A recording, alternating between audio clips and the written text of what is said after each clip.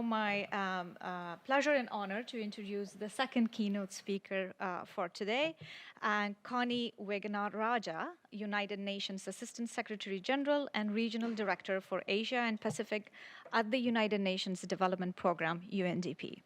With over 30 years of experience at the UN, Kanni has held senior leadership roles in Africa, Asia, and the Pacific, and at the UN in Geneva and New York. Kanni brings an in-depth knowledge of the Asia-Pacific region. She frequently speaks and writes on the complex challenges that will define the region's future on human development and human rights, sustainability and disaster responses, energy transition and climate change, inequality and social protection, development, and climate finance. Kanni has particularly underscored the urgency of rethinking development strategies and complex crises, such as Afghanistan, and as well as policy and governance reforms needed with intensifying interconnected economic and climate crises today. She is an advocate for people-centered perspective and policies that secure people's future while protecting the environment. And that's exactly why, Kanni, we have you today. The floor is yours. Thank you, Adela, and it is truly a privilege to be here with the ambassadors and with Dean Jamal from my former school, actually. So really such a pleasure, and thank you to Princeton and the co-sponsors for this.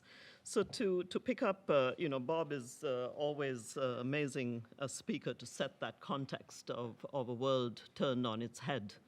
And the constant shocks that we see makes it imperative that whatever we do, we look for multiplier effects in all of our efforts. And unfortunately, Afghanistan is the perfect example of where one has to come at this from so many different approaches, because there is no one program, one sector, one policy, one mediation that's going to turn this situation around.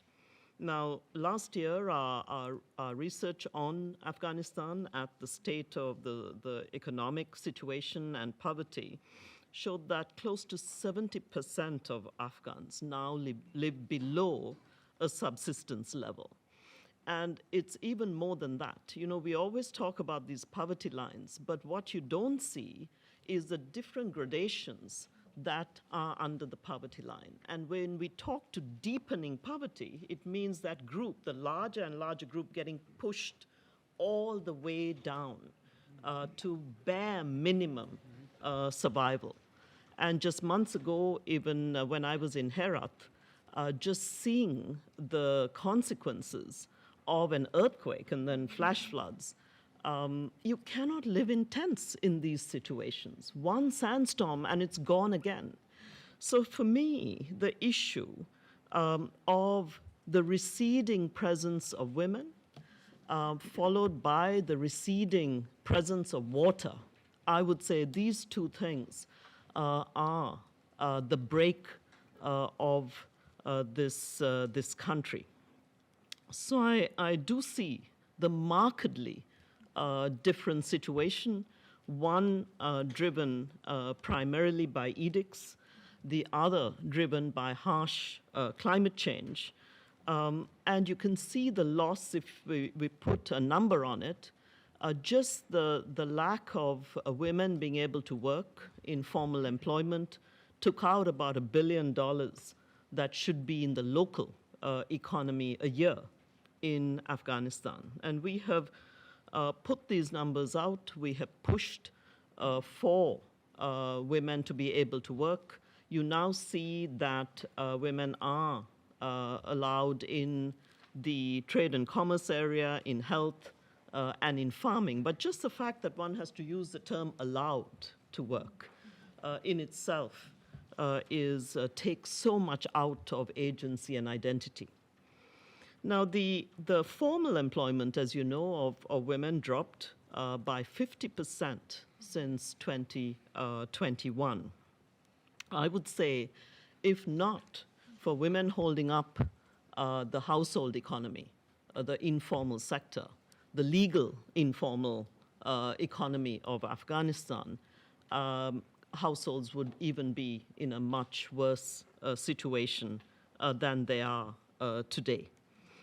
So when we talk about, for me, the important thing, when I use the term humanitarian, I use it as defined in the UN Charter, which is to do everything you can to support and help people. I do not use it in the way it has defined and structured the distribution and delivery of aid. And this is where I think it is so important to rethink some of the structural issues we have in how our budgets speak as opposed to how people speak. So a survey done that we did at the beginning of this year of all women we work with in the micro enterprise sector, and we work directly with 78,000 women owners of small and micro businesses, each of whom employ 7 to 8 other women or young people. Now that's close to 1 million people who are directly involved. So just think of the knock-on effect and the multiplier effect, as I was saying, on households. So we have learned that when we ask them what is it that they want, they don't talk to handouts. They don't talk to year in, year out relief. They don't talk to food baskets, tents, blankets, water bottles. They are talking to microfinance. They want to actually take out a loan and get on with growing their business. They want access to markets. They don't want to be standing behind men in access to markets. They want to get there themselves. They want to be able to farm the land that they own or co-own. So listening to those voices really gives us heart to keep growing the resilience of these communities. And that's another word I want to just unpack for a second because we sometimes use it quite loosely. And for us in UNDP, it really means investing in people's local solutions and building their capabilities to manage and run their own lives, make their choices, take up opportunities, and be able to stand up in whatever way possible to situations that are so harsh, both politically and climatically. It is just not a viable situation if not, and therefore deepening their voice and agency again. So to close, just 3 quick reflections on what we have learned. And if we have the courage, what we can do more together. First, as Bob also mentioned, the scale of what we do is still not enough. So overall, if I just look at the UN and UNDP, if I look at UNDP's program, the metrics show that we are now directly engaging with about 22.8 million Afghans. 7.1 million are women. That's about 1/3 of women in Afghanistan. I would say that's still not enough. And it's amazing that partners actually have stepped up to support this work that is done by the UN, bilaterals, INGOs, local NGOs, and community groups. So the scale has to move forward. The second is following what actually, particularly, women are asking for.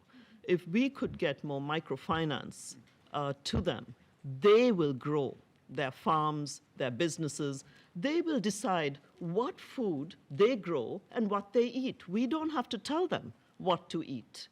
So it's very important that this world of household finance that directly supports people really be put back together, and with it, civil society structures that give them hope.